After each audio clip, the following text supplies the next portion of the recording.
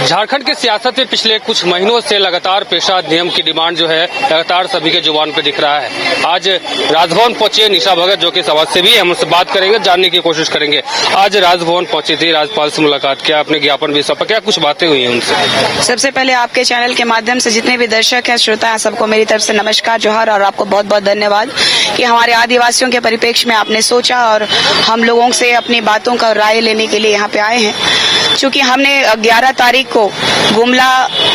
लीटा टोली से पंखराज बाबा कार्तिक उरांव जी को नमन करते हुए उनके विचारों को लेते हुए एक संकल्प लेते हुए राजभवन की ओर कूच किए थे और एक ही नारा रहा है कि 24 दिसंबर 1996 में जो हमारे लिए ग्राम सभा को चयनित किया गया विशेष कानून बना, विशेष कानून ये रहा अनुच्छेद 243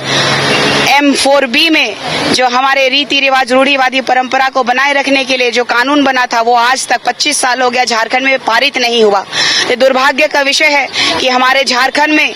जो 5th शेड्यूल के तहत रहने वाले आदिवासी हो चाहे मूलवासी हो, आज बुनियादी सुविधाओं के लिए अपने जल जंगल जमीन के लिए अपने संघर्ष की लड़ाई लड़ रहे हैं। अपनी जान जोखिम में डालकर हमारा जो अभी लगातार लड़ाई चल रही है उस चीजों को लेते हुए हमारा पद यात्रा शुरू हुआ था और हमारे साथ में लगातार जुड़ी रही हमारी एंजल लकड़ा जी जो कि केंद्रीय सरना समिति फूलचंद तिर्की जी के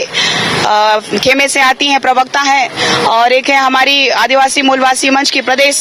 सचिव खुशबू नायक जी, साथ ही हांदू भगत जी, बहालिंडा जी,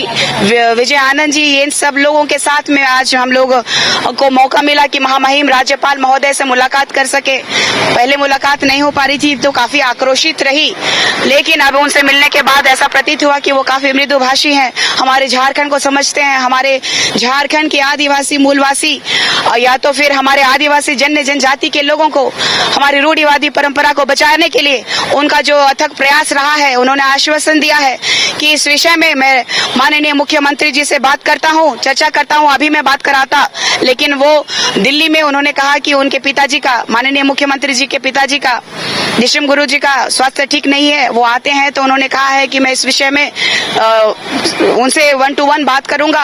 और आप भी अपने माध्यम से, जिस माध्यम से भी रख सकती हैं, आप बात को रखने का प्रयास कीजिए। तो मुझे बहुत अच्छा लगा, खुशी हुई मुझे कि हमारे राज्यपाल जी बहुत ही सतर्क है। महामहिम को मैं धन्यवाद भी आपके माध्यम से देना चाहूंगी कि उन्होंने हमें समय दिया, मान दिया, आदिवासी समाज को एक पहचान देने के लिए अग्रसर हैं, तो इसके लिए मैं उनको आपके माध्यम से भी धन्यवाद देना चाहूंगी। क्या लगता है मैम, कल आपने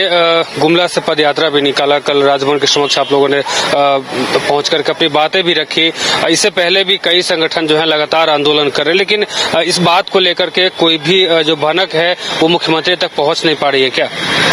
मुख्यमंत्री तक पहुंच रही है बात, वो भी जानते हैं, लेकिन उनके साथ में सत्ता खो देने का डर है, क्योंकि जो 28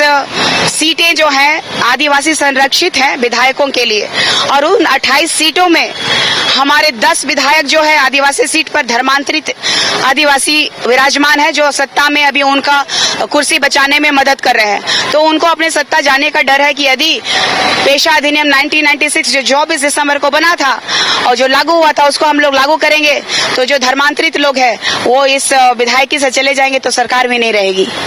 तो सबसे बड़ी बात है कि 2017 में धर्मांतरित बिल भी महामहिम राज्यपाल द्रौपदी मुर्मू जी जब थी उसी टाइम में लागू हुआ था और प्रखरता से हुआ था। गैर जमानती वारंट है, इस पे एक बेल भी नहीं मिलेगा। लोग जानते हैं कि ये बहुत संगीन मामला है, लेकिन भी लगातार झारखंड में धर्म परिवर्तन हो रहा है। जैसे कि आप देखते होंगे समाज के कुछ ठेकेदारों को लोग कहते हैं कि दूसरे को पूछो, चाहे वो हिंदू हो, चाहे मुसलमान हो, चाहे सिख हो, चाहे ईसाई हो, कोई भी आदिवासी अगर दूसरे धर्म को अपना लिए हो, दूसरे कॉलम में चले गए हो, तो उनको हमारे आदिवासियों का अधिकार और आरक्षण नहीं लेना चाहिए। और ऐसे ही कई विधायक, मंत्री, मुखिया और हमारे समाज को गंदगी जो फैला रहे हैं, जो आदिवासी के नाम पे जो धर्मांतरित लोग हमारे आदिवासियों का हक और अधिकार को छीन रहे हैं और दिशा दिग्भ्रमित कर रहे हैं, तो ऐसे लोगों से सावधान होने की आवश्यकता है। और हमारा समाज जो है, रूढ़िवादी जन्य जनजाति के लोग सजग हो चुके हैं, वो जानते हैं कि हमारा हक और अधिकार को कोई नहीं छीन सकता। इसीलिए हम लोगों का ये उलगुलान आज यहाँ पे राजभवन में, मुझे ऐसा लग रहा है कि आने वाला समय में डेफिनेटली पेशा अधिनियम कानून लागू होगा, और नहीं होता है तो पुरजोर आंदोलन किया जाएगा। तो साफ तौर से आज राजभवन पहुंची थी और अपनी बातों को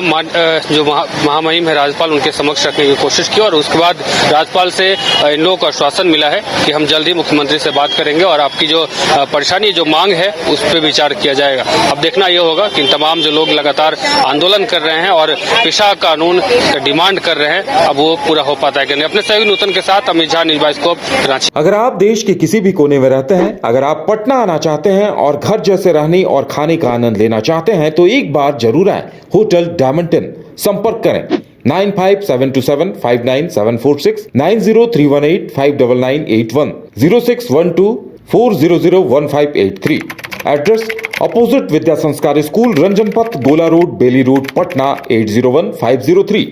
झारखंड में पहली बार मजा लीजिए क्रेजी रिवर का। प्राकृतिक वादियों के बीच 6 एकड़ में बने वाटर पार्क का आनंद पूरे परिवार के साथ लें। Equatica Funplex water park, a complete family park, excitement का भरपूर डोज,